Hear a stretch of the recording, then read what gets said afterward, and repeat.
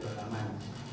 Pertama-tama puji syukur kepada Allah Subhanahu wa taala di mana pada siang hari ini kita dapat berkumpul di tempat yang sangat nyaman ini untuk melaksanakan acara diseminasi calon guru penggerak angkatan 8 BPDB Jawa Timur dengan tema budaya positif dengan kondisi yang sehat walafiat tak kurang suatu apapun. Kedua, salawat serta salam selalu kita tujukan kepada junjungan kita Nabi besar Muhammad SAW yang telah memberikan tauladan kepada kita dan menunjukkan jalan yang terbaik yaitu agama Islam. Bapak Ibu sekalian, karena waktu sudah beranjak sore, maka saya bacakan susunan acara. Yang pertama adalah pembukaan, yang kedua menyanyikan lagu Indonesia Raya, yang ketiga menyanyikan lagu Mars Muhammadiyah, dilanjutkan dengan sambutan dari Kepala SMK Muhammadiyah 2 Taman, kemudian sambutan atau selayang pandang program guru penggerak oleh pengajar praktik, nanti bisa diwakili Bapak Heru atau Pak Ika, dan acara berikutnya akan dilanjutkan dengan diseminasi.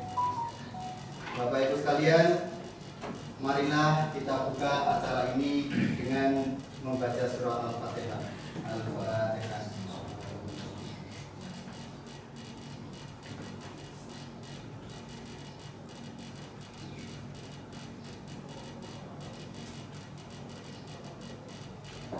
Terima kasih. Berikutnya menyanyikan lagu Indonesia Raya. Hadirin dipersilakan untuk berdiri. Kami mohon bantuannya Bu Kris untuk memimpin.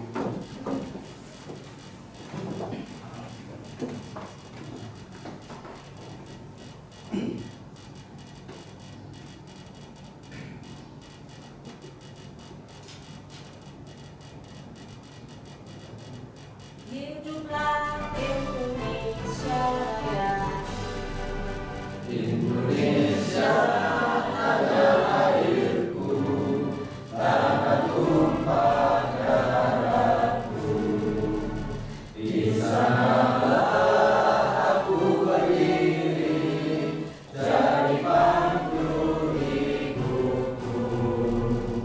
Indonesia kebangsaan, bangsa dan tanah airku, marilah kita berseru, Indonesia bersatu. Hiduplah tanahku, hiduplah negeriku, bangsaku, rakyatku semuanya. Bangunlah jiwanya, bangunlah badannya untuk Indonesia Raya. Indonesia Raya, merdeka, merdeka, tanahku, negeriku yang ku cinta. Indonesia Raya, merdeka, merdeka, hiduplah Indonesia Raya. Indonesia Raya, merdeka, merdeka, tanahku, negeriku yang ku cinta. Indonesia Raya, merdeka, merdeka, hiduplah Indonesia Raya.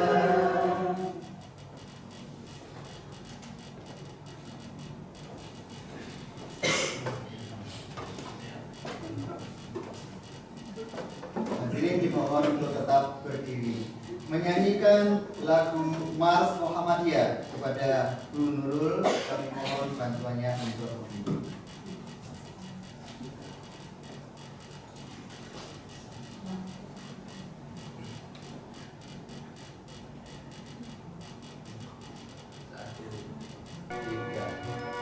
Sang surya telah bersinar, cahaya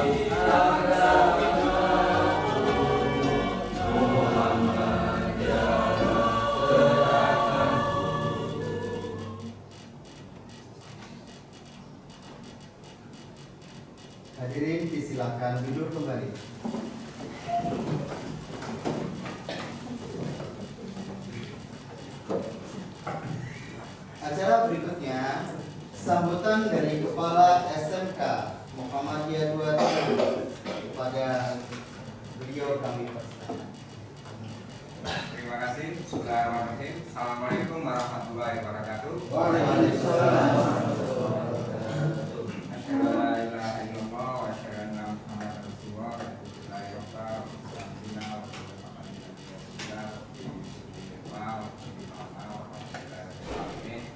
Yang saya hormati Bapak Guru Praktek, pembimbing, teman-teman dari calon guru penggerak ya, calon guru penggerak angkatan ke-8. Alhamdulillah pada kesempatan siang hari ini kita bisa melaksanakan kegiatan diseminasi ya, diseminasi budaya positif. Salawat serta salam kita limpahkan kepada junjungan kita Nabi besar Muhammad SAW. Bapak Ibu, saya bukan tipe orang yang suka pidato ya. Jadi menurut saya ngomong ya wis apa ya, kita berbagi baik saja. Saya di sini juga masih kepala sekolah belajar, jadi masih berapa tahun ya, masih satu periode ya, jadi masih banyak hal yang masih kurang. Tapi saya ingin bercerita bahwa saya seorang guru. Jadi di guru itu adalah apa ya, sesuatu jabatan profesional yang luar biasa pentingnya. Kenapa? Karena guru itu mendapatkan tugas untuk bisa menghantarkan anak ini menjadi seorang yang lebih berdaya. Kalau anak SMK itu kan guru SMK menghantarkan cita-cita anak.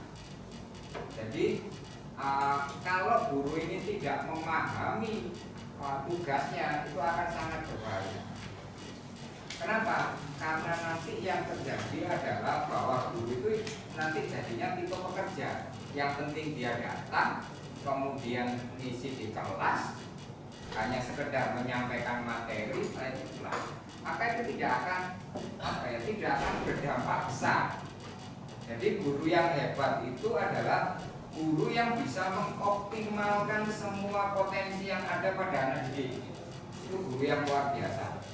Dan kepandaian anak didik jangan pernah jangan pernah diukur dari nilai akademis, nilai pengetahuan saja.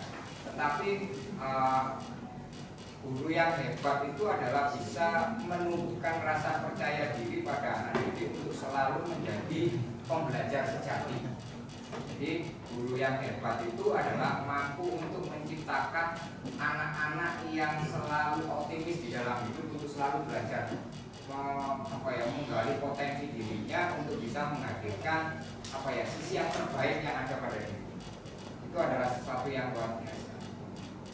Kemudian yang kedua yang ingin saya sampaikan juga bahwa kita itu yang kita ajar itu adalah manusia. Anak-anak yang setiap tahapannya itu punya ciri psikologis yang berbeda. Jadi kalau kita dulu kuliah mungkin yang jurusannya pendidikan itu ada yang namanya psikologi manusia ya. Jadi masa psikologi anak atau pendidikan itu saya nggak hafal. Awalnya mesin Jadi ada usia itu mulai dari masa konsepsi sampai dengan 5 tahun itu adalah masa anak. Kemudian ada usia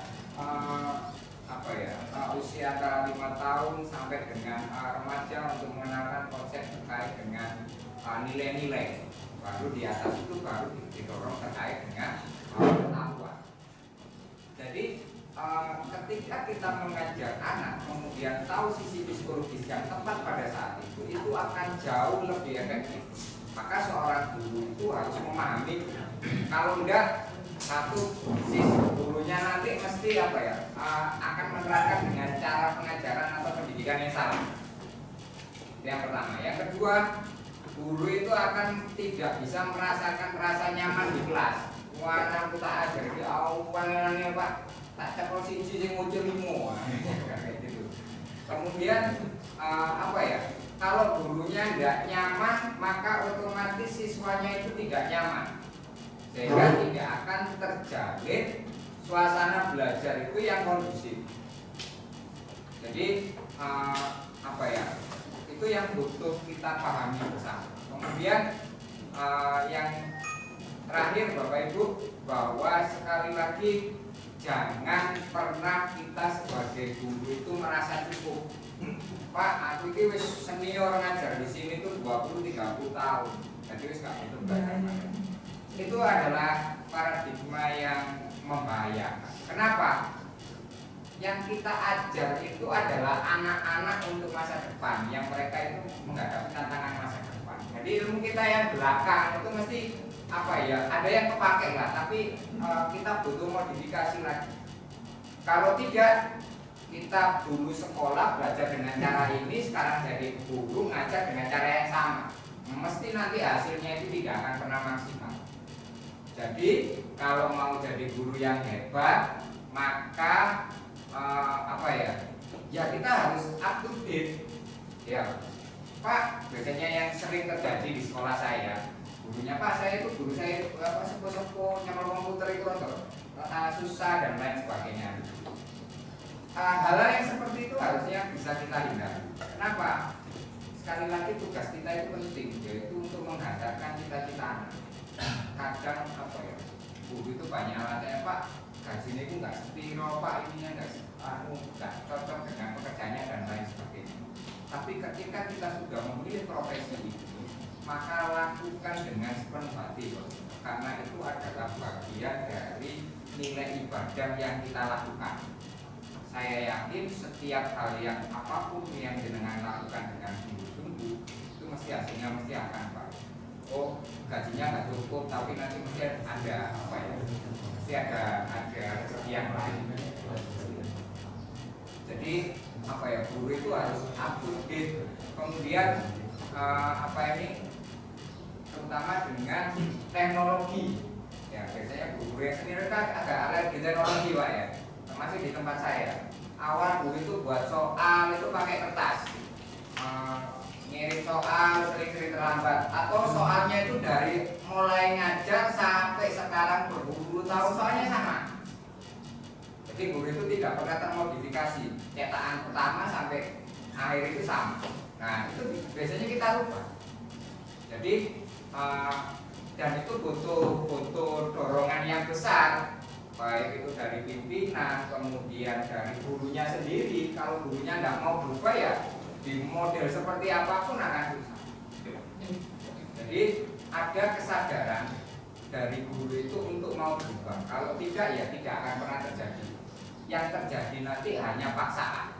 Ketika paksaan, ono ini pimpinannya atau ini, maka itu sifatnya temporer Pak. Berubah dia tapi temporer. Dia tidak akan pernah permanen. Dan saya yakin yang namanya perubahan itu tidak pernah menyenangkan Bapak Ibu. Ya, biasanya ini kemudian ini, mesti perubahan itu sesuatu yang membuat kita tidak nyaman. Tapi itu nanti akan memberikan kebaikan untuk diri kita dan orang-orang di sekitar kita. Maka harapannya ya jangan pernah takut berubah. Dan saya yakin teman-teman di sini yang ikut CEP ini kan sudah luar biasa sekali. Jarang guru itu mau. Ya, saya makanya ada Bapak Ibu guru yang di sini mau itu luar biasa. Dan di di SMK sendiri saya dorong kalau di SMK itu kan prakteknya itu bukan hanya di keguruan tapi di industri juga. Jadi gurunya itu saya magangkan bisa sampai 1 bulan. Sampai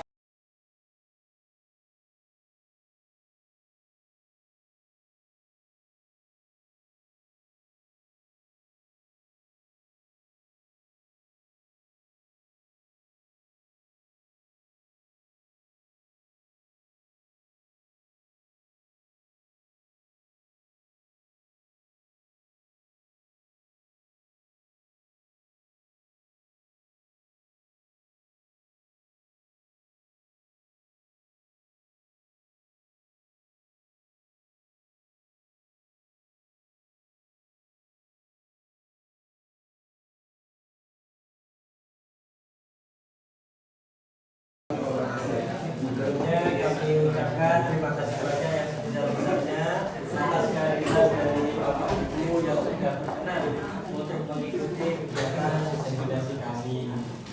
Mohon izin kami di sini untuk berbagi ilmu ya Bapak Ibu dari apa yang kami dapatkan di program pendidikan guru penggerak. Ini kami bagikan ke Bapak Ibu guru yang ada di sekitar kami.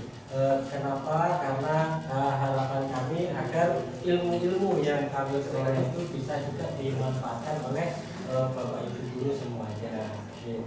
Nah, langsung ke gambar materinya mungkin Mas Nasir. Jadi di waktu kurang lebih 1 jam ini kami akan membagikan 6 materi. Di mana 6 materi itu terangkum dalam satu induk materi yaitu budaya positif. Di dalam budaya positif ini ada materi-materi kalau di next kan.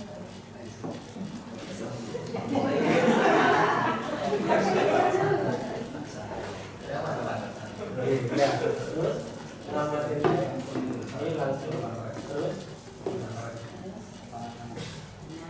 Nah itu sebelumnya.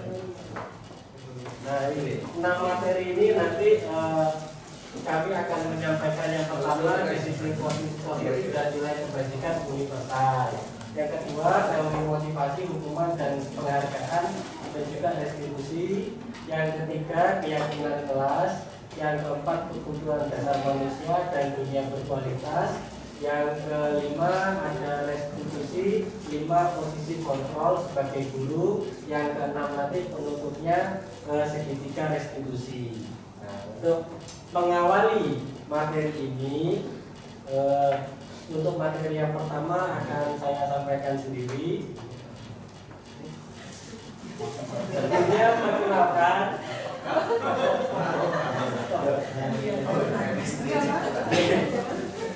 Belum sempat latihan. Oke, jadi mohon perkenalan, nama saya Agus Dwi Aini Putra. Saya guru di SMP Negeri 2 Taman di Kemudian sini, kebetulan dekat. Saya sehari-harinya mengajar mata pelajaran IPS dan alhamdulillah selain ada tugas pokok mengajar, saya juga ketambahan di tim kesiswaan. Jadi insya Allah bisa sedikit berbagi tentang bagaimana menangani siswa-siswa yang dalam tanda kutip agak aktif gitu ya. Yang pertama kita akan praktek dulu. Saya akan membagikan kertas urin ini, saya lupa namanya ini kertas apa? Sticky note. Oh iya, sticky note. Jadi di sticky note ini saya mohon Bapak Ibu nanti menuliskan satu benda yang sangat disayangi atau digemari oleh Bapak Ibu semua. Satu benda saja mungkin yang paling disayangi, paling disukai, paling tidak bisa lepas dari kehidupan Bapak Ibu semua.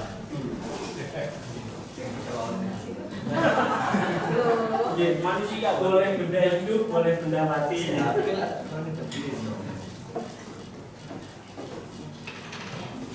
Sampun Bapak Ibu.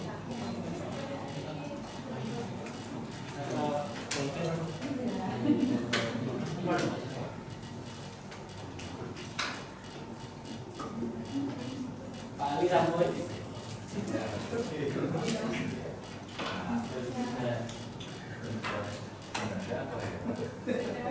Jika sudah, mohon sticky note itu ditempel di tangan Bapak Ibu semuanya. Nah, karena itu benda berharga, pasti tidak akan mudah Bapak Ibu untuk menyerahkannya kepada orang lain. Misalkan saya mau minta benda berharga Bapak Ibu semua yang telah digenggam, boleh nopo buatan Bapak Ibu. Saya minta bendanya.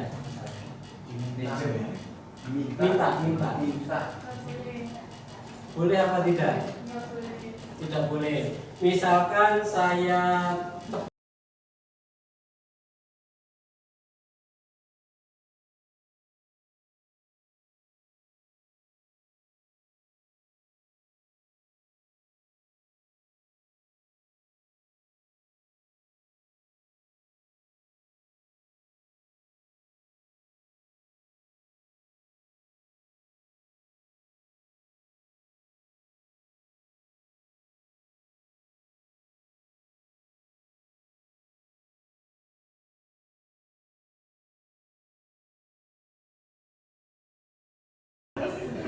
ini?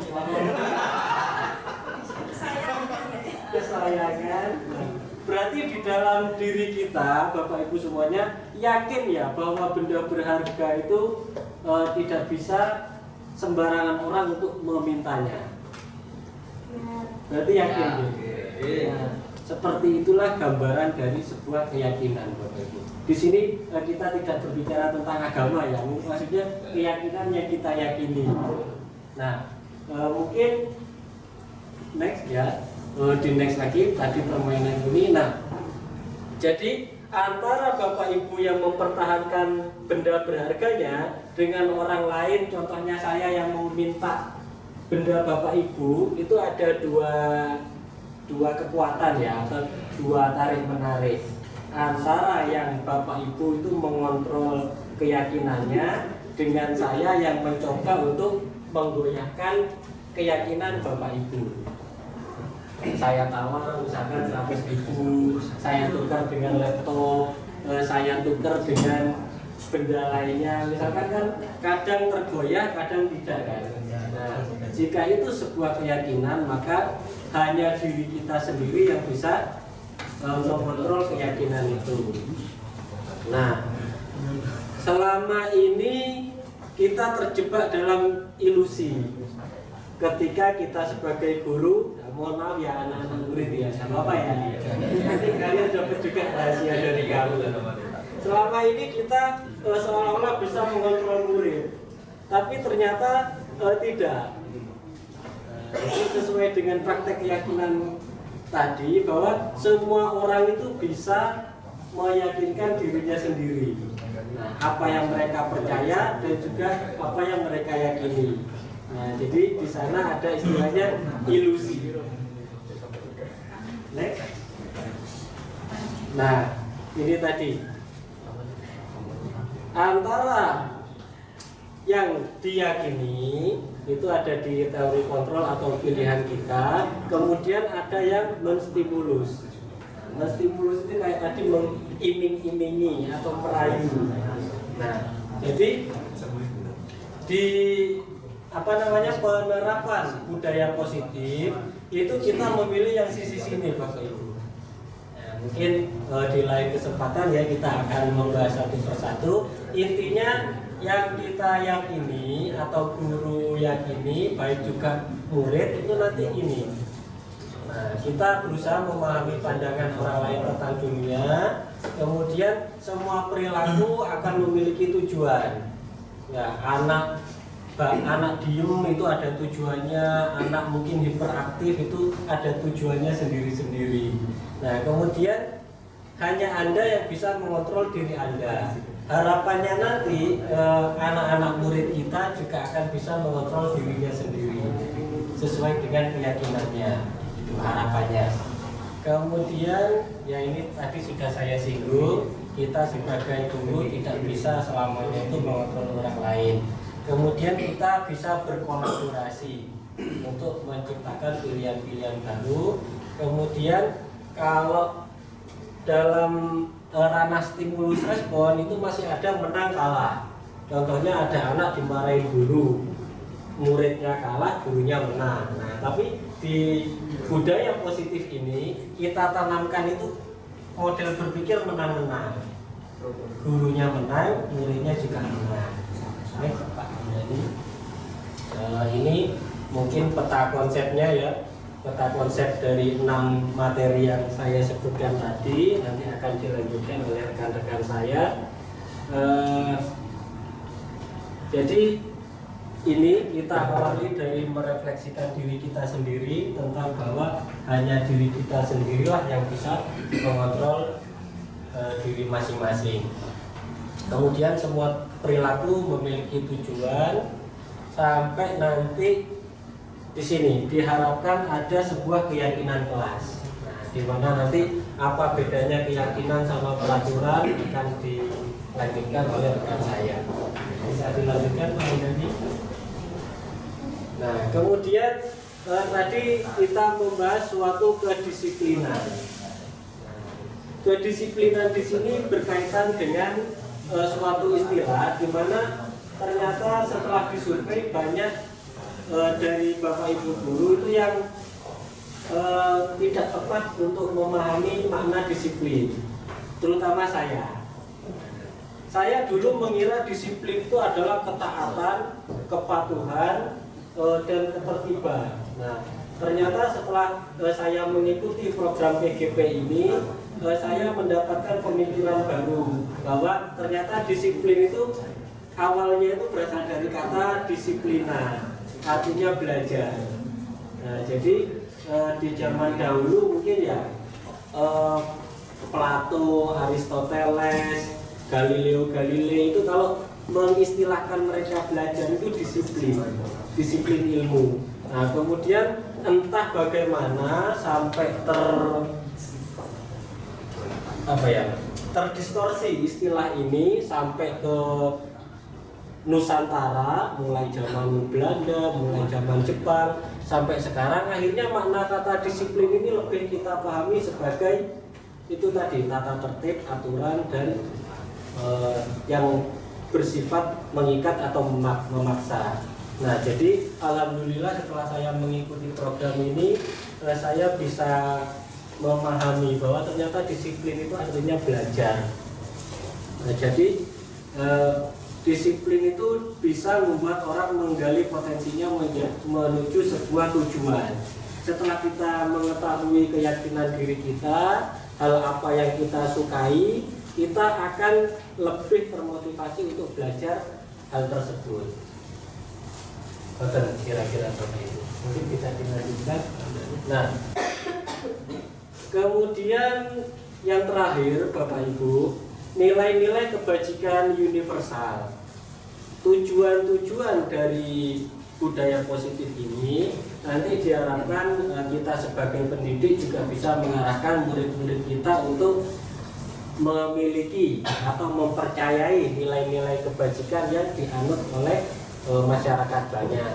Nah, dari berbagai macam kebajikan antara lain ada toleransi, mungkin gotong royong, tata krama, dan lain sebagainya, itu sudah dirangkum di pemerintah untuk ini kita kenal dengan profil pelajar Pancasila. Nah, di mana 6 profil pelajar Pancasila ini akan menjadi nilai kebajikan universal yang akan dianut oleh kita sebagai guru maupun peserta didik kita. Nah, jadi beriman, bertakwa kepada Tuhan Yang Maha Esa dan berakhlak mulia, mandiri, bernalar kritis, berkebinekaan global, bergotong royong, dan yang terakhir kreatif, itu nanti akan menjadi sebuah keyakinan kepada peserta didik kita agar mereka bisa siap menghadapi tantangan di abad 21 ini.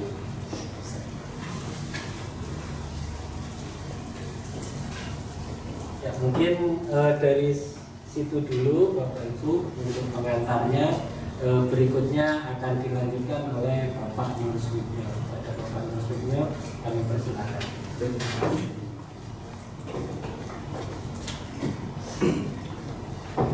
Terima kasih. Assalamualaikum warahmatullahi wabarakatuh. Oke. Sebelumnya saya perkenalkan diri dulu karena tadi saya sudah ngomong banyak tapi belum kenalan. Tak kenal maka taruh ya. Baik, saya Nur Suwitnyo, biasa dipanggil Pak Nur. Saya mengajar di SDN Tanjung Sari 2 di daerah Pabrik Kaca. Oke. Bapak Ibu semuanya, saya akan melanjutkan apa yang sudah dijelaskan oleh Pak Agus tadi dengan sangat jelas. Dan untuk pembelajaran yang kedua atau materi yang kedua adalah tentang teori motivasi, hukum, penghargaan, dan restitusi. Bapak Ibu coba kita ingat-ingat, kalau kita berkendara roda 2, kita selalu menggunakan helm.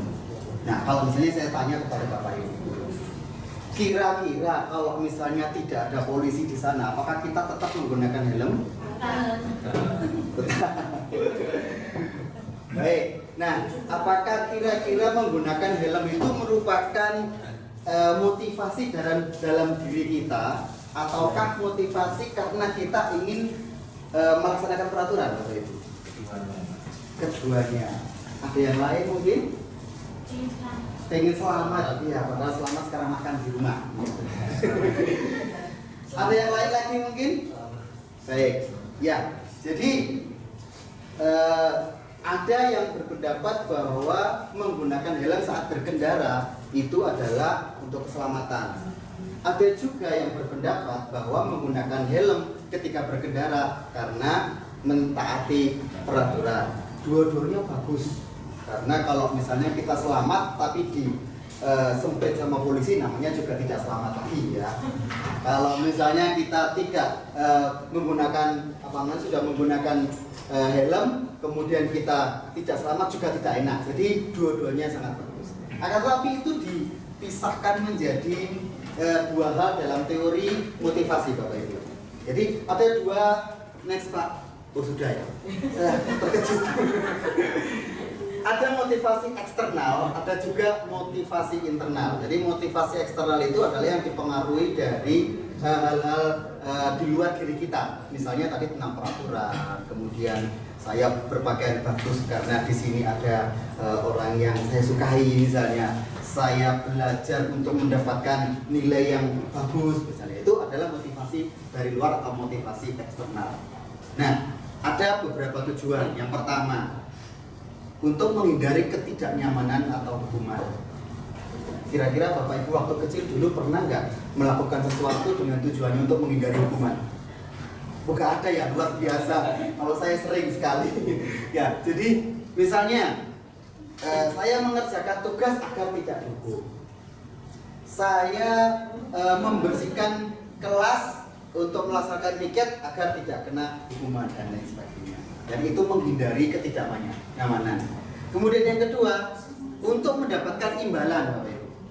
Jadi kita melaksanakan sesuatu untuk mendapatkan imbalan, bisa berupa penghargaan, bisa berupa hadiah, bisa berupa hal-hal yang membuat kita termotivasi untuk melakukan sesuatu tersebut. Itu kita sebut sebagai motivasi eksternal atau yang berasal dari luar diri kita. Nah, yang berikutnya adalah motivasi internal. Tujuan utamanya adalah untuk menghargai diri sendiri. Jadi saya akan menjadi orang yang seperti apa bila saya melakukannya. Itu hanya ada di dalam hati kita masing-masing. Next Pak, Anda dulu jangan didengar ngobrol. Baik Bapak Ibu, mungkin ada yang kenal siapa beliau? Ki Hajar Dewantoro. Beliau adalah Menteri Pendidikan pertama negara kita. Menurut beliau, menurut Ki Hajar Dewantoro, merdeka itu artinya tidak hanya terlepas dari perintah, akan tetapi juga cakap memerintah diri sendiri. Jadi kurikulumnya juga sudah merdeka, kita sendiri juga merdeka. Kadang-kadang kita tidak atau belum memahami apa sih artinya merdeka. Ya. Jadi bukan, sekali lagi, bukan hanya terlepas dari perintah, bukan hanya terlepas dari penjajahan, tetapi merdeka itu ketika kita bisa memanage atau memerintah diri kita sendiri tanpa paksaan apapun, karena kita menghargai diri kita sendiri. Next. Nah, pernahkah Bapak Ibu ketika di sekolah, ketika ada murid-muridnya yang melakukan kesalahan atau melakukan pelanggaran, kemudian memberikan hukuman? Pernah apa mboten? Pernah nggih? Atau sebaliknya Pak? Kalau misalnya ada murid-muridnya yang meraih prestasi atau melakukan sesuatu yang baik, apakah kita pernah memberikan hadiah atau penghargaan? Pernah apa mboten? Pernah. Nah, kira-kira coba dalam hal hukuman, kira-kira tujuan apa kita memberikan hukuman pada siswa kita yang melakukan kesalahan? Mungkin apa? Agar tidak diulang kembali. Ibunya, monggo, Bu Kris. Bagaimana? Mengapa kita memberikan hukuman pada murid kita yang melakukan kesalahan? Kalau tadi Pak Ali, agar kesalahan tidak diulang kembali. Kalau menurut Bu Kris, jerah dan tidak akan diulangi lagi. Merasa jerah dan tidak perlu diulangi lagi. Saya kira itu luar biasa sekali, Pak, yang kita beri aplaus. Luar biasa. Jadi betul sekali. Jadi memang hukuman itu, namanya hukuman itu membuat kita, jangankan murid-murid kita, jangankan anak didik kita, tentu membuat kita takut untuk melakukannya lagi. Hanya saja kata takut itu membuat anak kita jadi terperangkap, sehingga akan membatasi kreativitasnya. Nah, sebaliknya sekarang, ketika murid kita melakukan sesuatu yang baik, kemudian kita memberikan penghargaan atau memberikan hadiah, kira-kira tujuannya untuk apa gitu? Monggo Bu Sinta, Bu Ade, tujuannya apa kira-kira Bu? Mengapresiasi. Bisa ditambahkan Pak Bintang. Pak siapa? Pak Bintang. Iya. Makin semangat Agar makin semangat untuk belajar. Luar biasa juga kita. Ya. Ya, saya kira luar biasa sekali. Jadi antara hukuman dan penghargaan itu sesuatu usaha yang benar-benar kita lakukan, memang tujuannya adalah untuk anak-anak. Kita berikan hukuman agar tidak diulangi lagi, kita berikan penghargaan agar tambah semangat, begitu sih. Ya, luar biasa. Nanti juga akan dijelaskan kira-kira kita sebagai guru itu memerankan apa namanya 5 posisi kontrol yang akan dijelaskan oleh teman-teman saya. Apakah kita perlu menghukum, apakah kita perlu memberikan penghargaan dan sebagainya. Nah, sekarang kita coba. Belum Pak. Sabar Pak. Dihukum oleh penghargaan. Loh, penghargaan kok menghukum? Ya. Jadi artinya apa sih? Mungkin penghargaan itu adalah seperti pisau bermata dua begini. Bahwa penghargaan berlaku sama dengan hukum. Kita lakukan memang tujuannya adalah untuk anak-anak. Kita berikan hukuman agar tidak diulangi lagi, kita berikan penghargaan agar tambah semangat, begitu sih. Ya, luar biasa.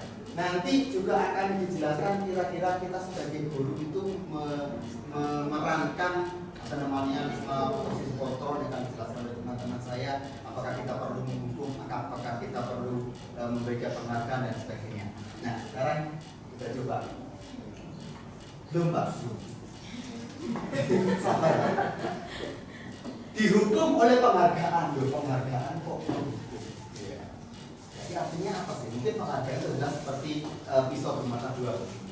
Bahwa penghargaan berlaku sama dengan hukuman dalam arti meminta atau membujuk seseorang melakukan sesuatu untuk memenuhi suatu tujuan tertentu dari orang yang meminta atau membujuk. Ada tujuan di sana. Dorongannya eksternal dan akan ada faktor ketergantungan. Jadi kalau misalnya saya tidak melakukan itu, saya tidak akan mendapat penghargaan. Kalau saya ingin mendapat penghargaan, saya akan melakukan itu. Kalau nanti tidak ada penghargaan, misalnya gurunya berbeda, oh gurunya ganti akan dikasih hadiah, ya wes ada ketergantungan.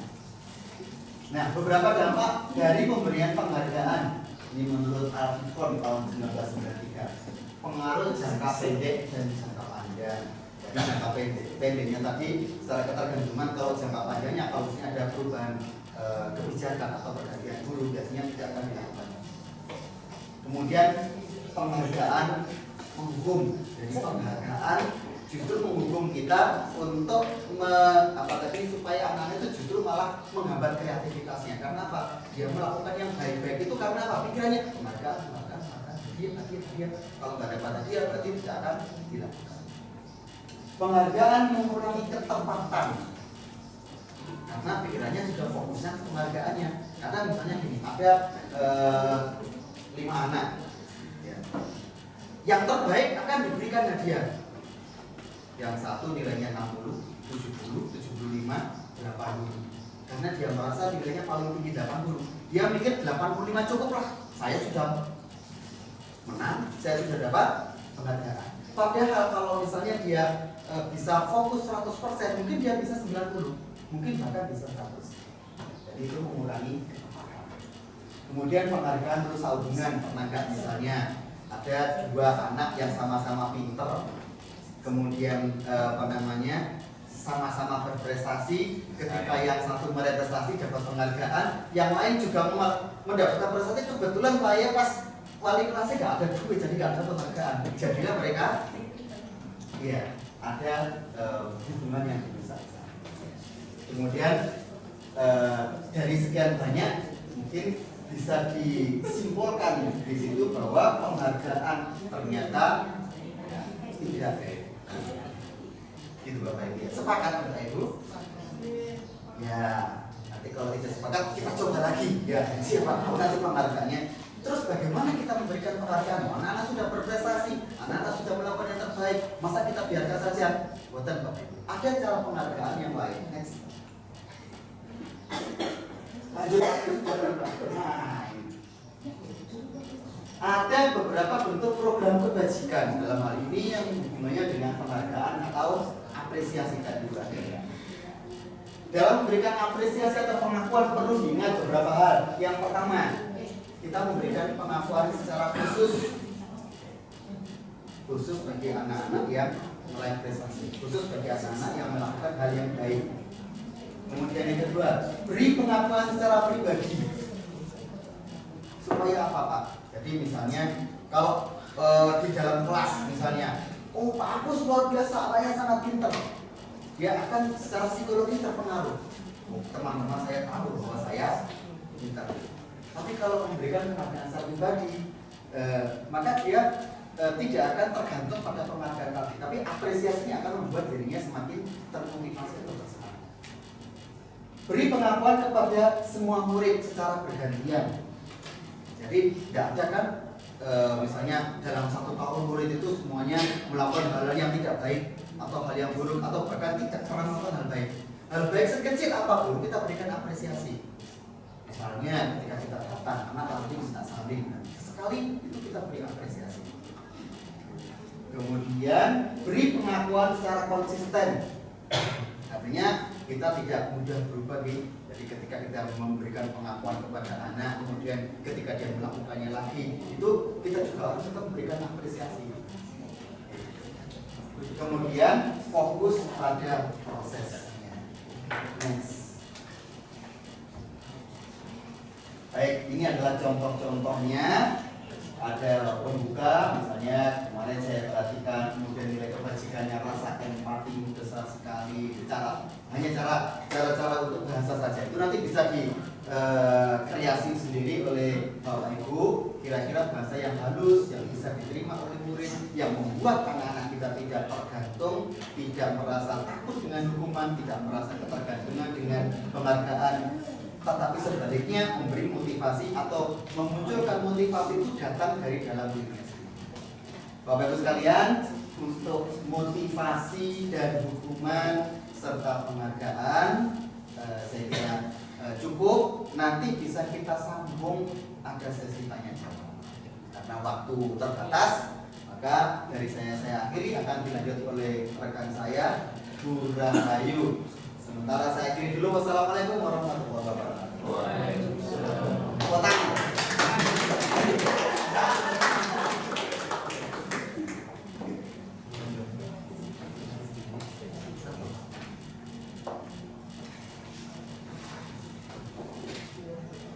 Assalamualaikum warahmatullahi wabarakatuh. Waalaikumsalam. Perkenalkan, nama saya Panitu Rahayu, biasa dipanggil Rahayu. Saya dari SDN Kramat 1 Pojok Lama, Pojok paling utara.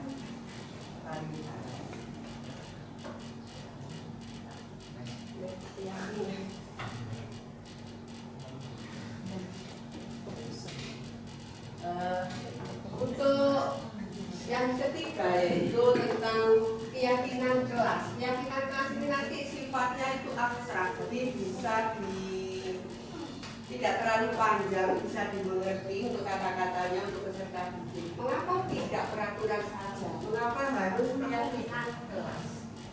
Nah, untuk keyakinan kelas itu adalah suatu keyakinan yang memotivasi dari diri. Kalau untuk peraturan itu serangkaian peraturan yang harus dilaksanakan dan begini. Jadi sifatnya itu tidak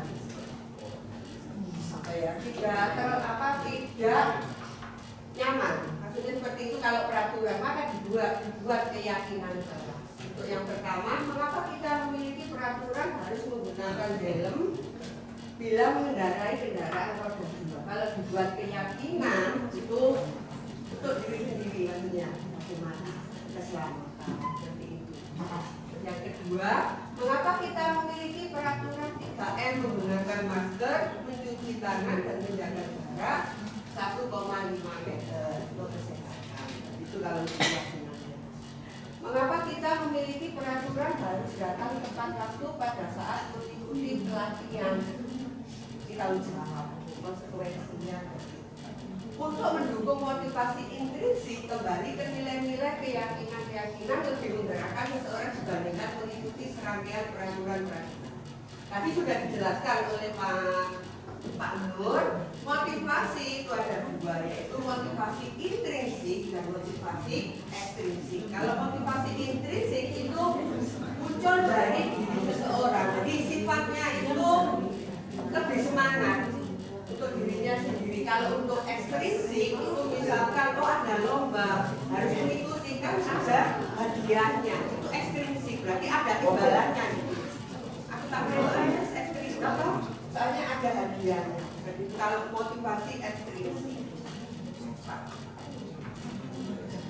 sini ada keelit ya, budaya positif, lingkungan positif, keyakinan kelas, peraturan kelas. Selama saya mengikuti CGP Angkatan 8 ini sangat bermanfaat sekali, terutama bagi saya sendiri dan teman-teman di sekolah. Jadi bisa memberikan motivasi yang dulunya saya di kelas belum ada kayak keyakinan kelas, kesepakatan kelas. Jadi selama mengikuti CGP itu banyak perubahan seperti itu. Jadi untuk untuk lingkaran ini, mari bersama-sama diumpamakan Bapak Ibu sebagai peserta didik. Jadi kita membuat keyakinan kelas nanti bisa membentuk lingkungan positif dan budaya positif. Nanti ditempel di situ nggak apa-apa. Diberi nama, terus keyakinan kelas untuk sebelum pelajaran itu nanti bagaimana?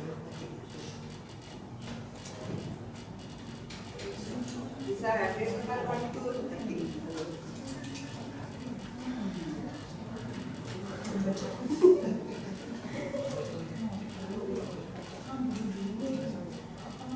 Tulis nama, ya, nama panjenengan. Setelah itu nanti untuk kesepakatan kelas, belajar di kelas itu loh Pak, biar budaya positif di kelas itu terjalin dengan baik. Jadi setelah keyakinan kelas tercipta, nanti kan lingkungan positif di kelas itu kan nanti anak-anak itu bisa melaksanakan budaya positif. Jadi kayak kesehatan tepat waktu, seperti itu. Mengerjakan PR, saling menyayangi, seperti itu.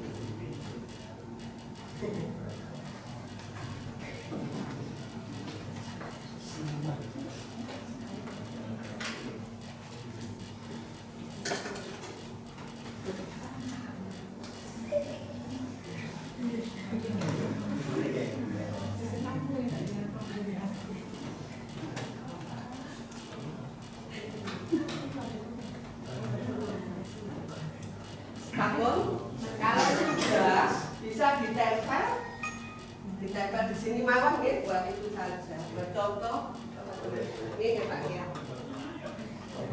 Dan ngomong Pak, betul ngomong.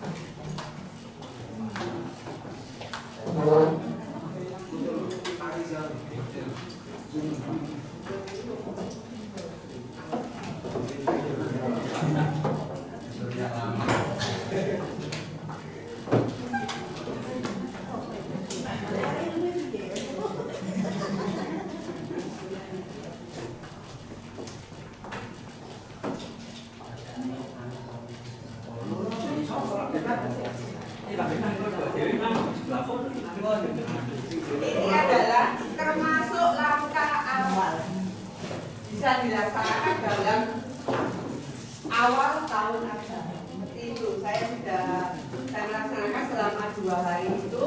Anak-anak tersebut seperti ini membersihkan kelas, kerapian diri, tertib hadir tepat waktu, saling menghargai sesama, menggunakan bahasa yang baik ketika berbicara. Saat guru menerangkan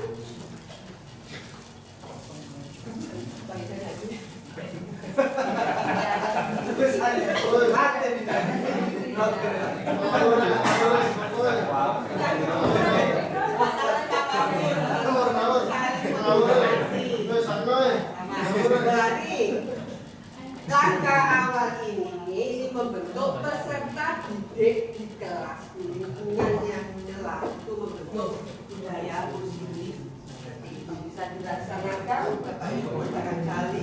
Tapi kalau saya di SD, biasanya kan harus bisa seperti itu.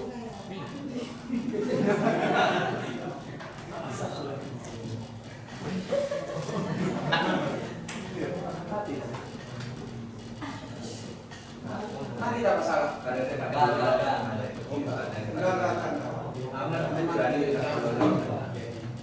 Menurut kutipan dari Ki Hajar Dewantara, sekolah itu adalah tempat, bisa dijelaskan tempat untuk persemaian bibit. Maka dari itu bibitnya harus lebih.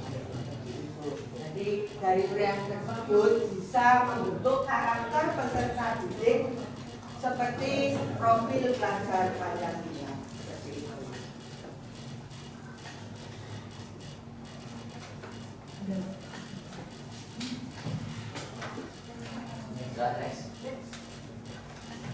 Selanjutnya, kegiatan pendalaman keyakinan kelas dan didapatkan melalui tabel T dan tabel D. Itu ada hormat. Kami meyakini bahwa sangat penting untuk menghormati semua orang dan milik orang lain. Kalau dijabarkan di keyakinan kelas tabel J itu terdengar, bisa tolong saya bisa pinjam bullpointnya seperti itu. Kalau terlihat berarti kan yang baik, saling menghormati, berperilaku berarti saling menyayangi seperti itu. Kalau bekerja, kami meyakini bahwa sangat penting untuk mengerjakan segala pekerjaan atau mengikuti kegiatan yang telah ditugaskan. Kalau terdengar berarti mengerjakan sesuai tepat waktu seperti itu. Mengerjakan sesuai tepat waktu, terlihat berarti ya sama mengerjakan tepat waktu. Kalau berperilaku jadi saling membantu mengikuti kegiatan yang ditugaskan, berarti tidak acuh, maksudnya mengerjakan tugas dari guru penyimak seperti itu. Tanpa next Pak. Next. Nah di sini kegiatan pendalaman yang seperti ini, hormat terdengar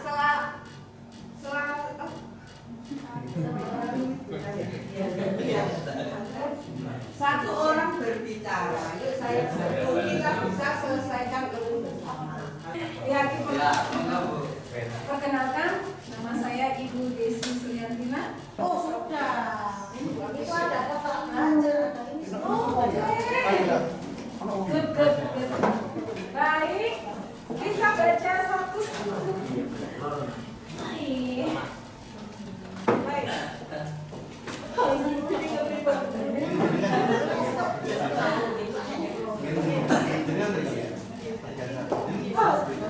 setahu gue loh.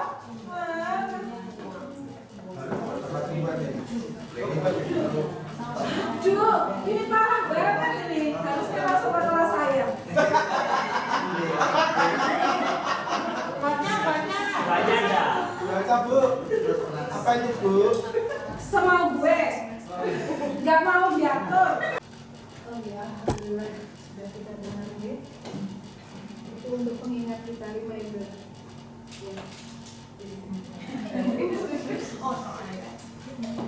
Lanjut, akan saya rujutkan lagi jawaban dari jenengan semua yang sekiranya sama akan saya kelompokkan. yang pertama tadi, semau gue, nggak mau diatur atau dikekang. Oke. Kalau di kurikulum Merdeka masuk, ada apa? Cuman terarah. Kita bebaskan siswa kita sesuai apa yang dia inginkan. Jadi peran guru di Kurmer ini kita membebaskan siswa sesuai dengan karakter mereka. Siswa ini bebas tanpa dilarang bermain. Boleh, silakan. Kalau di Kurmer kita memang ada itu, tapi dengan arahan bermainnya sesuai dengan kaidah-kaidah yang ada, sesuai dengan trilogi Ki Hajar Dewantara. Boleh Pak. Jadi kita bebaskan siswa ini bermain. Sampai minta apa? Jadi sampai pengennya bermain apa? Kalau di SMK mungkin beda lagi dengan di SD. Pak, ayo ngerti bareng ya Pak. Gitu ya kalau di SMK. Tapi kalau di SD kita masih ada batasan-batasan yang harus kita terapkan. Jadi membentuk karakter siswa di sini. Baik, ini kayaknya sama semua. Jadi saya ambil gini aja tanpa banyak aturan dia. Ya, ada. Bebas untuk berekspresi dalam beraktivitas di ruang kelas. Ini juga ada. Jadi di kurikulum Merdeka ini kita membebaskan siswa sesuai dengan keyakinan-keyakinan yang sudah dibikin oleh Ibu Yayu tadi. Nah, kalau sudah dibikin keyakinan kelas, ayo kita sepakati kita mau belajar apa. Ayo kita sepakati begini dan begini. Kira-kira materi dari saya bisa masuk? Bisa kah?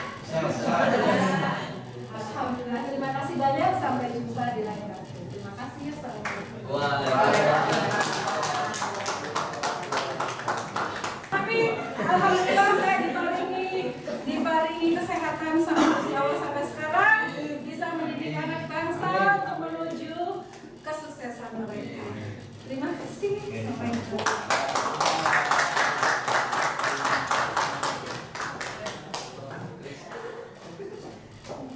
Ya, selamat sore. Gimana? Sudah masih ngantuk nggak? Masih ngantuk?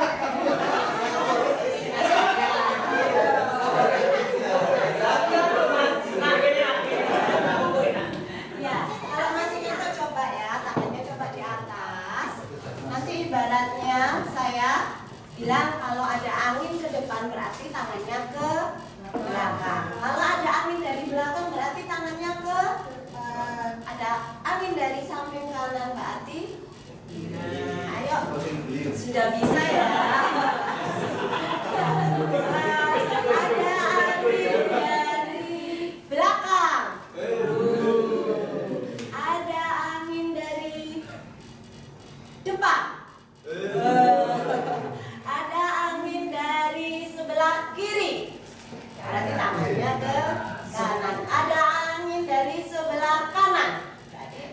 Oke, tepuk tangan. Ya, terima kasih. Saya akan memperkenalkan diri. Nama saya adalah Kristiana Ekatarani Sunario. Saya adalah guru PJOK dari SDN Sidoarjo. Ada olahraga terus. Iya. Jadi kalau mau berolahraga, mau olah tubuh, silakan dengan saya. Nanti kalau butuh instruktur senam ya. Ya. Pembelajaran yang kelima adalah tentang posisi kontrol. Posisi kontrol itu ada 5. 1 adalah sebagai penghukum, 2 pembuat rasa bersalah, 3 sebagai teman, 4 pemantau, 5 manajer. Ya, penghukum. Posisi yang sebagai penghukum itu biasanya adalah doktrin. Jadi menghardik, menunjuk-nunjuk. Heh, kamu salah. Apa yang kamu lakukan? Jadi suaranya bisa tinggi, nggak halus dan pasti kena hukuman, misalnya hukuman fisik atau verbal. Hukuman fisiknya bisa berupa kalau saya berolahraga saya lari lapangan. Nah itu namanya hukuman. Kalau verbal berarti kata-kata keras. Itu ya, sampai sini paham ya. Nah yang kedua adalah membuat rasa bersalah. Biasanya gurunya itu tidak bahasanya itu lebih halus lagi. Ibu kecewa dengan kalian, nah. Seharusnya kalian melakukan seperti ini. Seharusnya kamu bajunya lebih rapi lagi.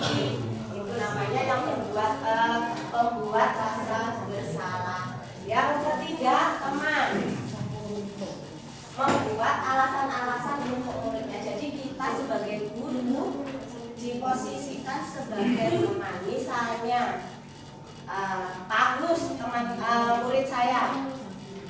Loh, nah, kenapa nggak pakai atribut lengkap? Nah, loh, atributmu mana, Le? Loh, mana kelasmu, Le? Jadi kita diposisikan sebagai teman. Jadi bukan sebagai penghukum di atributmu. Nggak mungkin ya kalau untuk posisi teman. Dan yang keempat, pemantau. Jadi pemantau itu kita sebagai lihat aja, dilihat aja. Ada ini kok nggak ngambil video, ada ini kok nggak ngambil mana ya? Nah itu kita sebagai pemantau sesuai dengan data siswa. Dan yang terakhir adalah sebagai manajer.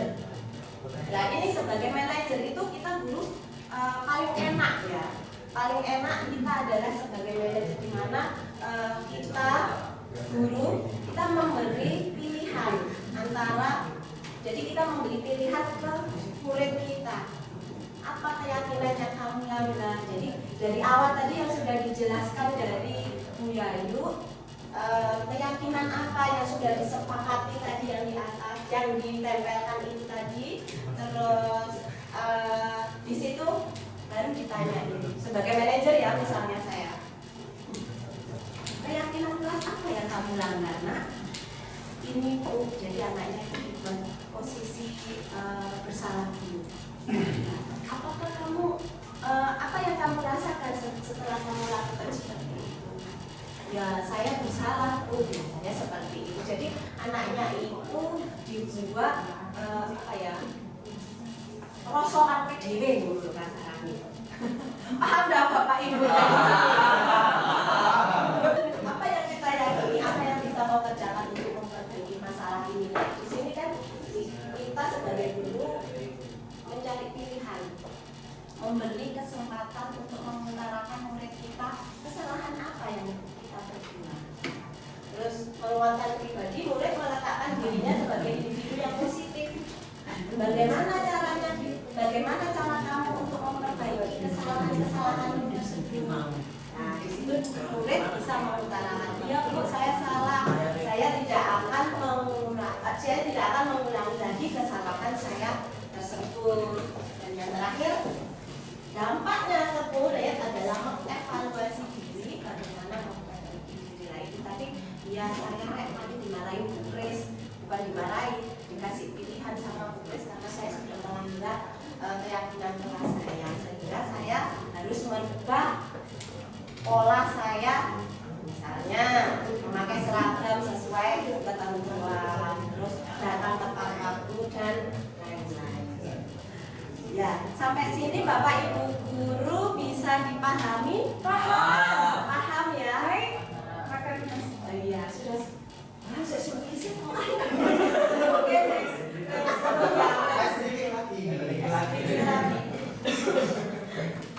Nah, ini ada tugas pernyataan. Saya kecewa sekali dengan kamu. Biasanya siapa yang mengatakannya? Siapa yang biasanya? Manajer. Saya kecewa sekali dengan kamu. Manajer Bu Guru. Oh iya, terima kasih Ibu, membuat orang yang merasa bersalah. Jadi saya misalnya ke Ibu Yuli, saya kecewa sekali dengan kamu. Itu berarti diposisikan di pembuat merasa bersalah, ya kan? Jadi aku lo kecewa sama kamu. Terus yang kedua, kamu tidak pernah benar melakukannya. mesti salah. Ayo push up. Itu biasanya aku ya dulu, kalau sekarang sudah ya. Nah itu namanya penghukum. Yang terakhir kamu selalu yang paling terakhir. Kamu mesti carry dewe tugasmu. Nah itu namanya penghukum secara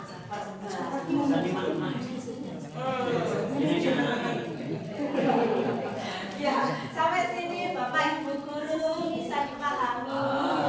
Paham nggih? Ya, siap saya akhiri. Wassalamualaikum warahmatullahi wabarakatuh.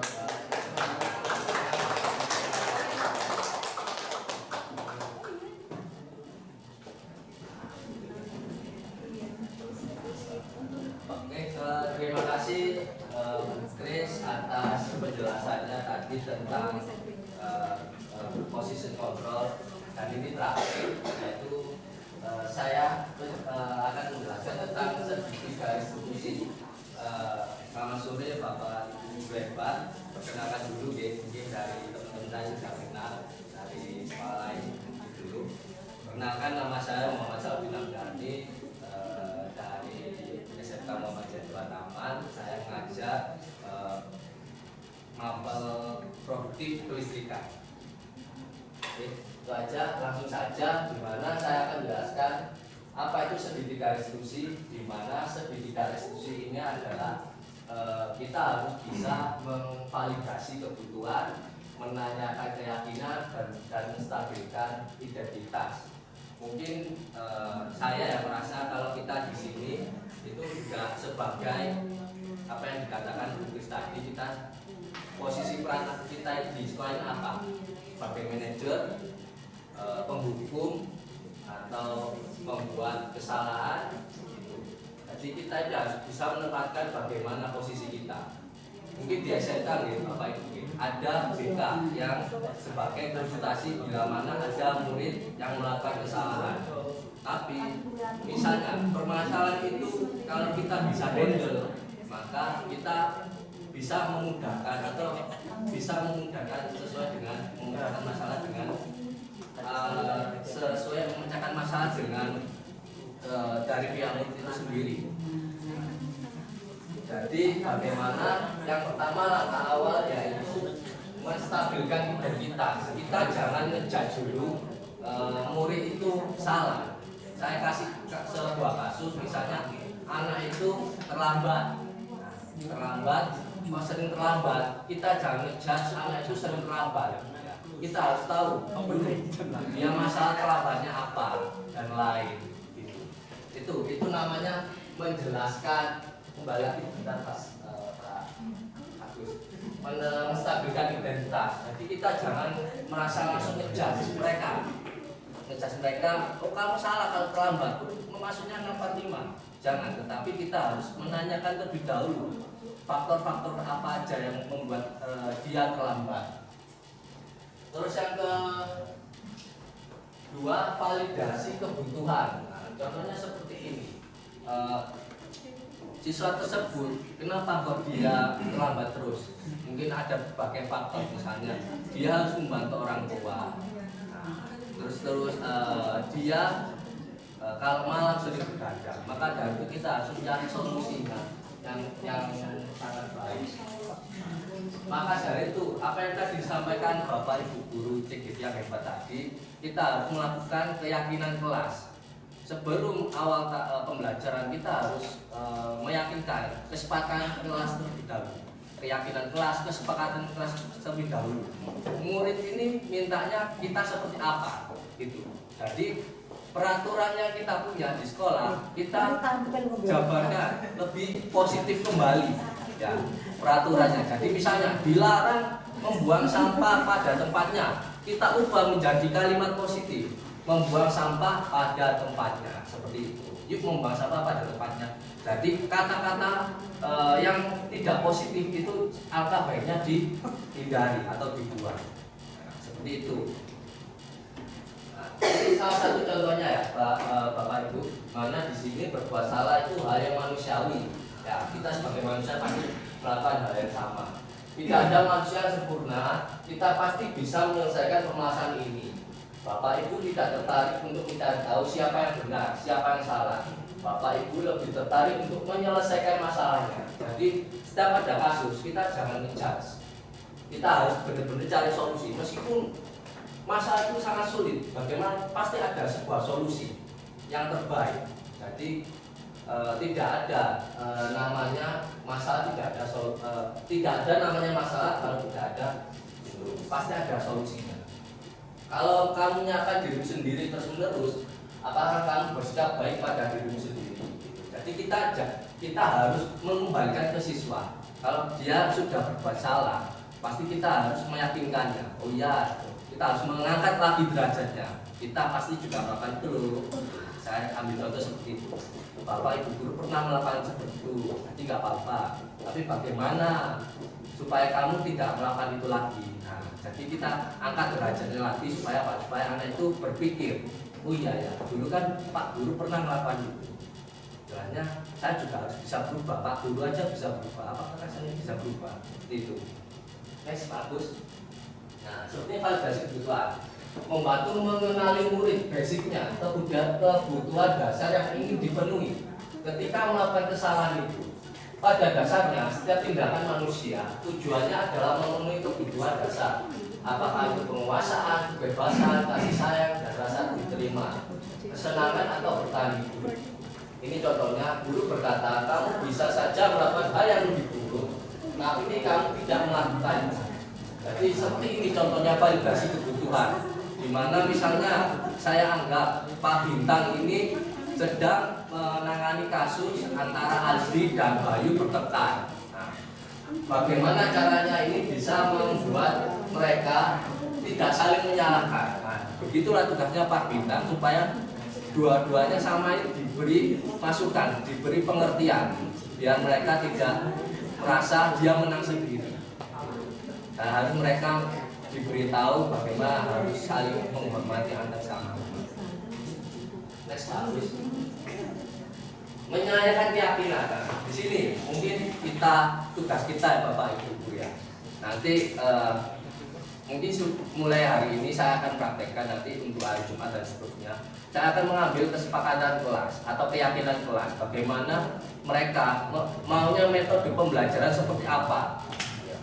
Dan untuk keyakinan atau aturan rule-nya, jadi kita tidak membuat, kita kembalikan ke murid. Kamu mintanya apa? Oke, kita tangani. Konsekuensinya apa? Oke, seperti itu ya. Jadi mereka tahu, dan dengan deklarasi keyakinan itu, maka mereka mempunyai rasa tanggung jawab juga, rasa memiliki juga. Misalnya saya akan terapkan di bengkel, misalnya tidak boleh membuat sampah sembarangan. Tapi anak itu membawa sampah sembarangan. Kita tunjukkan aja, kamu sudah membuat kesepakatan kelas. Kita harus bisa menyadarkan. Kalau tidak bisa disadarkan, maka kita harus ajak berbincang. Permasalahannya kenapa? Padahal dia sudah membuat kesepakatan kelas. Seperti itu Bapak Ibu. Jadi itulah fungsinya segitiga restitusi. Next, bagus. Intervensi selama 30 detik, di mana bisa membantu murid kembali ke tujuan semulanya. Cukup singkat dengan cara non konfrontatif. Pertanyaan-pertanyaan yang diajukan biasanya dikemukakan oleh seorang pemantau atau manajer. Biasanya di SMK Bapak Ibu ya, kita itu sebagai manajer, tidak mungkin kita sebagai penghukum, jelas ya, tidak bakal, tidak mungkin bisa, karena sekarang anak-anak sekarang itu gampang baper. Kalau kita sebagai penghukum dan juga bisa apa-apa diviralkan. Jadi kita harus memposisikan kita sebagai manajer atau pemantau. Kalau dalam pembelajaran kita sebagai fasilitator, tapi dalam perkembangan anak kita harus sebagai pemantau dan manajer. Seperti itu. Di sini mungkin ada beberapa perkataan atau kalimat tanya yang bisa Bapak Ibu contohkan ke anak didiknya. Misalnya kita harus buat peraturan seperti apa, seperti kamu punya masalah, saya bisa bantu apa, seperti itu. Mungkin nanti insya Allah Bapak Ibu bisa kita share modul ini ke panjenengan, mungkin bisa panjenengan terapkan di sekolah. Next. Nah, refleksinya hal baru yang bakal diterima yang saya dapatkan. Perasaan yang muncul selama mengikuti sesi ini khususnya mengenai makna disiplin, motivasi, listrik. Peran kamu seperti apa yang saya telah lakukan selama mengikuti modul ini, saya akan jadi orangnya seperti apa setelah mengikuti modul. Nah, jadi saya minta apa ya, satu orang mungkin yang sudah disampaikan Bapak Ibu guru tadi, hal apa yang Bapak Ibu panjenengan pelajari tentang budaya positif ini? Mungkin Pak Bintang atau Pak, bukan pertanyaan, apa ya, refleksi itu seperti apa ya, perasaannya setelah mengikuti yang kita terangkan tadi selama hampir 1 jam ya. Hampir 2 jam ini, mohon maaf. Jadi refleksinya mungkin monggo Pak Bintang atau Pak Rizal. Pak Rizal, maksudnya perasaannya setelah mengikuti modul ini. Senang. Peluang. Kasih sayang. Sayang, saling merangkul. Bukan jiwa kasih sayang. Asik. Next, bagus. Oke, terima kasih. Mungkin itu aja bisa saya sampaikan. Kita dari kelas 077 CGP, harapannya kita sama-sama bisa kolaborasi untuk bisa mendidik peserta didik kita menjadi lebih baik lagi. Dan terima kasih Bapak Ibu sudah meluangkan waktunya untuk mendengarkan materi kami, penjelasan kami tentang budaya positif. Mungkin itu aja, terima kasih. Salam sehat dan bahagia dari saya. Saya akhiri. Wassalamualaikum warahmatullahi wabarakatuh.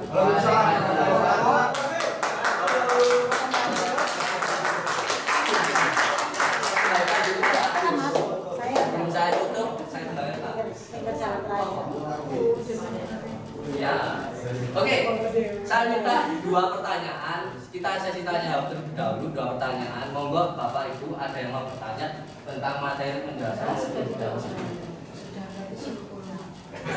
Ya, Pak Bintang, Pak Bintang, ya Pak Bintang. Apa tanya namanya siapa? Monggo Pak Bintang, ada yang bertanya, Silakan. Tulis semua materi dari awal. Mulai dari awal sampai akhir. Enggak apa-apa. Ya Pak Sarah, di sini saya Bintang. Berapa Pak? Umur Bintang. Perkenalan nama lengkap. Nama lengkap ya Bintang itu Pak.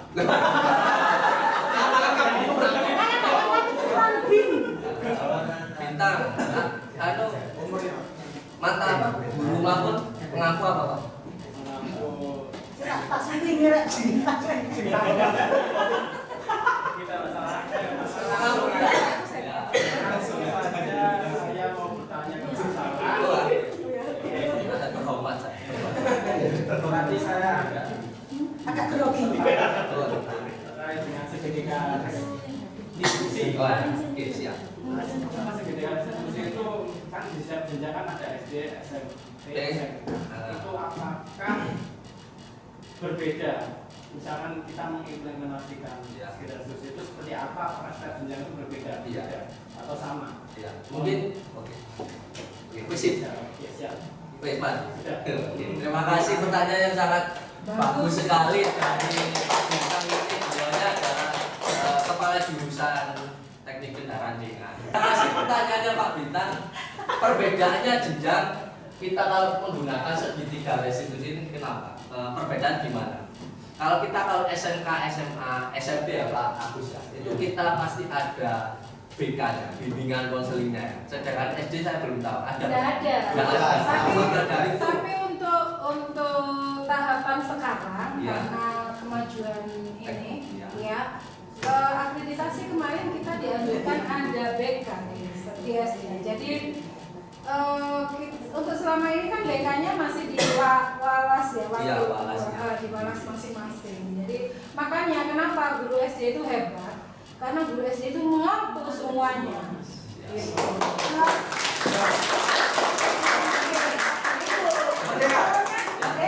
Soalnya guru SD itu mulai dari pelajaran A sampai Z sampai BK pun itu kita handle jos. Tapi alhamdulillah ini kalau nggak salah sih menurut Ani Makarim Mas Menteri itu nanti di SD itu memang ada khusus guru BK-nya. pendapat dari Bu Desi, Pak Bintang ya. Kalau misalkan SMP dan SMA, SMK itu kita pasti melibatkan dengan BK. Jadi kalau misalnya tidak bisa ditangani dengan wali kelas, baru kita lempar itu BK. Kalau masih bisa ditangani, mungkin dari guru bawahnya sudah. Itu Pak Bintang ya. Gimana? Cukup? Pak?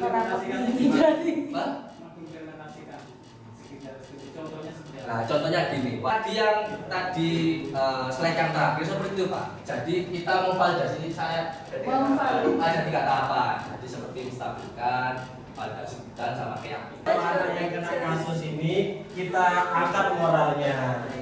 Jadi tidak apa-apa nah, kamu melakukan itu. Semua orang juga pernah melakukan kesalahan itu. Nah, kemudian langkah yang kedua, orang benar.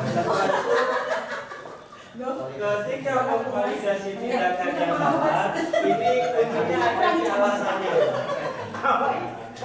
Alasannya kenapa melakukan kesalahan itu? Iseng atau di rumah tidak kurang kasih sayang, atau dia itu kebebasan dan lain sebagainya. Setelah ketahuan apa sebab anak ini melakukan kesalahan, di poin yang ketiga kita kembalikan ke keyakinan sekolah atau keyakinan kelas. Nah, di poin yang ketiga, misalkan contoh ini anak ini tidak kerjakan tugas. Nah, di keyakinan kelas kita seperti apa? Ternyata harus mengumpulkan tugas tepat waktu. Seringkali di sini keyakinan kelas itu kan berbeda-beda antara kelas yang satu dengan kelas yang lain. Nah, jadi kita usahakan kalimat keyakinan itu adalah kalimat yang universal. Nah, misalkan kayak kedisiplinan. Kedisiplinan itu kan bisa berupa mengumpulkan tugas, datang ke sekolah tepat waktu dan lain sebagainya. Jadi nanti kita kembalikan ke anak ini. Ini ada kasus yang kedua, anak tidak ikut ekstrakurikuler. Jadi keyakinan kelasnya itu bisa beda. Di SD keyakinannya seperti ini, SMP seperti ini, SMK atau SMA seperti ini. Tapi kata kuncinya tadi itu kalau bisa keyakinannya itu yang universal. Jadi semuanya itu bisa tercakup. Demikian tadi Bapak Ibu guru hebat semua, diseminasi tentang budaya positif dari CGP Angkatan 8 Kabupaten Sidoarjo. Terima kasih banyak, semoga video ini dapat bermanfaat untuk kita semua. Wassalamualaikum warahmatullahi wabarakatuh.